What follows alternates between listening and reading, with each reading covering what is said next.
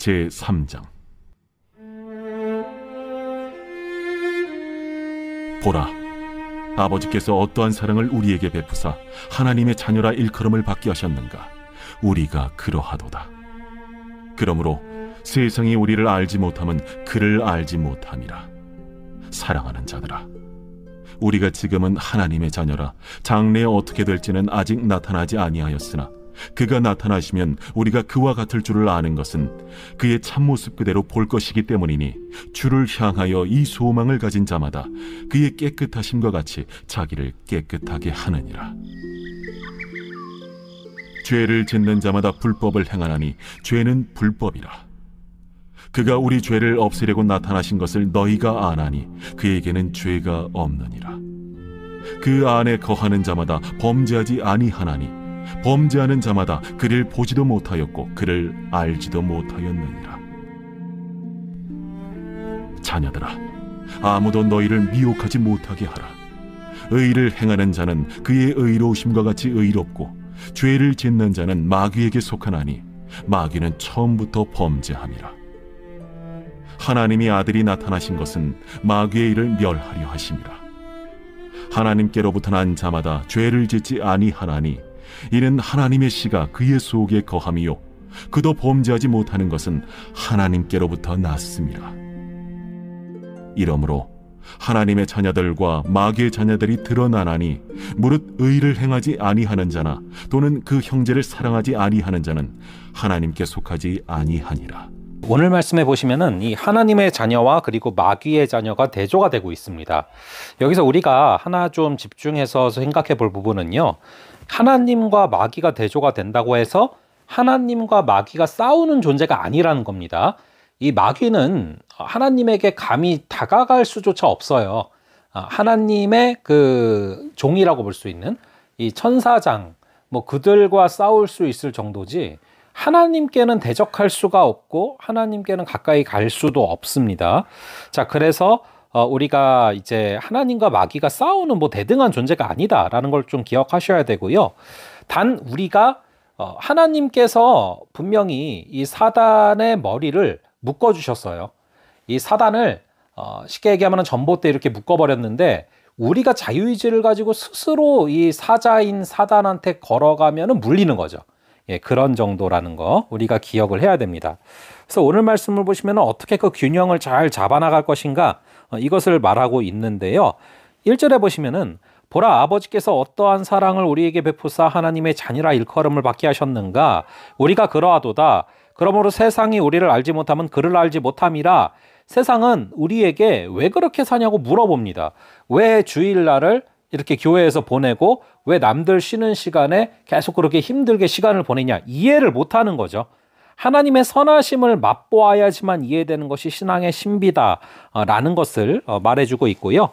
그리고 이어서 2절에 보시면은 사랑하는 자들아, 우리가 지금은 하나님의 자녀라. 장래에 어떻게 될지는 아직 나타나지 아니하였으나 그가 나타나시면 우리가 그와 같을 줄을 아는 것은 그의 참모습 그대로 볼 것이기 때문이니. 자, 여러분, 우리가 어떻게 변화될지 그것을 이야기를 하고 있지 않습니까? 여기서 우리가 변화산 사건을 좀 생각해 볼 필요가 있어요. 변화산 사건에서 잘 아시는 것처럼 이 제자들이 뭐라고 합니까? 여기가 좋사오니 하면서 세상으로 돌아가고 싶어 하지 않아 합니다. 그런 모습들을 잘 기억을 하실 것입니다.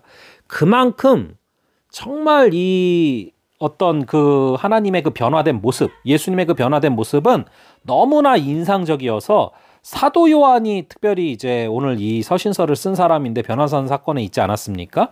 사도 요한이 참 그 이 각인된 어떤 변화산상의 하나님의 형상, 예수 그리스도의 형상이 삶의 목적이 돼버린 거예요. 그 정도로 강력한 어떤 이미지였다는 것입니다. 그래서 결국에는 사도 요한이 끝까지 흔들리지 않고 요한계시록까지 쓰고 또 이렇게 하나님께 가지 않습니까? 자, 그런 모습들 우리가 생각해 볼 수 있고요. 이어서 4절을 보시면은 죄를 짓는 자마다 불법을 행하나니 죄는 불법이라. 자, 죄는 불법이래요. 이 죄라는 단어는 관역이 목적을 벗어난 것을 뜻합니다. 여기서 우리가 알 수 있는 게 뭡니까? 하나님을, 그러니까 관역을 목표로 화살이 쭉 날아가잖아요. 근데 하나님을 목표로 날아가야 되는데 하나님을 목표로 하지 않는 삶은 죄라는 거예요. 그게 바로 우상숭배 아니겠습니까? 그래서 우상숭배가 죄인 것이죠. 그럼 여러분, 죄는 불법이라 이 불법은 무엇입니까? 예, 이 불법은요, 기준이 없는 삶이에요. 그러니까 법을 기준 삼지 않는다는 겁니다. 어떤 기준이 없이 마음대로 산다는 것이죠. 여러분, 우리 예수 그리스도는 이 하나님으로 가득 차신 삶이기 때문에 이 기준이 명확히 계셨거든요. 말씀이신 어떤 기준이 있었거든요. 5절에 보시면 그가 우리 죄를 없애려고 나타나신 것을 너희가 안 하니 그에게는 죄가 없다. 예수님은 하나님으로 가득 찼고 말씀이신 주님으로 가득 찼기 때문에 당연히 죄가 거할래야 거할 수가 없는 거예요. 지금 그것을 말하고 있는 것이고요. 8절에 보시면은 죄를 짓는 자는 마귀에게 속하나니 마귀는 처음부터 범죄함이라 하나님의 아들이 나타나신 것은 마귀의 일을 멸하러 하심이라 라고 나오고 있습니다. 예수님이 오신 이유가 무엇이라고 말합니까? 마귀를 멸하려고 오셨대요. 여러분, 마귀가 무엇입니까? 이 루시퍼잖아요. 루시퍼가 무엇입니까? 원래 하나님을 찬양하는 자였는데 하나님을 찬양하는 것이 아니라 자신을 찬양했어요. 그게 마귀입니다. 그게 마귀의 일입니다. 여러분, 우리가 하나님을 벗어난 속성이 아까 죄라고 했는데 관역이 하나님으로 향하는 것이 아니라 하나님을 벗어나서 다른 곳을 향하는 게 죄라고 했는데 하나님을 벗어난 그 속성이 우리의 심령에 들어오면은 결국 우리는 내 자신에게 집중을 하게 됩니다. 그럴 때 우리는 무너지는 것이죠. 그 마귀의 일을 멸하고 나 중심적인 삶에서 그리스도 중심적인 삶으로 변화시키려고 오셨다라는 것을 말하고 있는 것입니다. 자, 9절에 보시면 하나님께로부터 난 자마다 죄를 짓지 아니하나니 하나님의 씨가 그의 속에 거함이요 그도 범죄하지 못하는 것은 하나님께로부터 났음이라.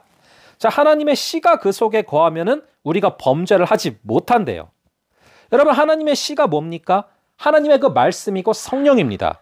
하나님의 말씀으로 충만하여지고 성령이 충만하여지면은 우리가 범죄하지 못하게 된다라는 것이죠. 마지막으로 10절을 보시면 이러므로 하나님의 자녀들과 마귀의 자녀들이 드러나나니 무릇 의를 행하지 아니하는 자나 또는 그 형제를 사랑하지 아니하는 자는 하나님께 속하지 아니하니라. 자, 여기서 명확히 알 수 있는 게 뭡니까? 하나님의 속성은 사랑의 하나님이자 공의의 하나님이에요. 사랑과 의가 바로 하나님 그 자체입니다. 그래서 의를 행하지 않거나 형제를 사랑하지 않는 자는 하나님께 속하지 아니하니라. 당연한 것이죠. 사랑과 의가 하나님인데 사랑과 의와 거리가 먼 삶을 살면 하나님 안에 거할 수가 없다라는 것입니다. 간절히 바라기는 오늘도 하나님의 씨가 여러분들의 심령 가운데 새겨져서 하나님께서 주시는 그 의로 하나님의 사랑으로 걸어갈 수 있는 귀한 은혜가 있기를 간절히 바랍니다. 잠시 기도하겠습니다. 아버지 하나님, 우리 주님께서 붙들어 주시고 인도하여 주셔서 우리 가운데 정말 사도 요한에게 각인됐던 그 하나님의 형상, 예수 그리스도의 형상, 평생 흔들리지 않는 삶의 목적이 예수 그리스도가 됐던 것처럼 우리의 심령에도 예수 그리스도를 새겨 주시옵소서. 관역이 목적을 벗어난 것이 죄인 것처럼 하나님을 목표로 하지 않는 삶이 죄임을 다시금 고백합니다. 하나님을 목표로 살아가게 하시고 불법을 행하지 말게 하시고 기준이 있는 삶, 우리 주님의 말씀이 기준이 되는 삶, 우리의 삶이 되게 하여 주시옵소서. 하나님의 씨가, 하나님의 말씀이, 하나님의 성령이 우리 심령에 거함으로 말미암아 우리가 범죄하지 않고 우리가 주님의 뜻에 따라 걸어갈 수 있도록 은혜를 허락하여 주시고 하나님의 속성인 사랑과 의가 우리 가운데 가득하게 하여 주시옵소서. 주님께서 인도하여 주시고 붙들어 주실 줄을 믿사오며 이 모든 말씀 예수 그리스도의 이름으로 기도합니다. 아멘. 예, 그럼 또 다음번에 뵙도록 하겠습니다.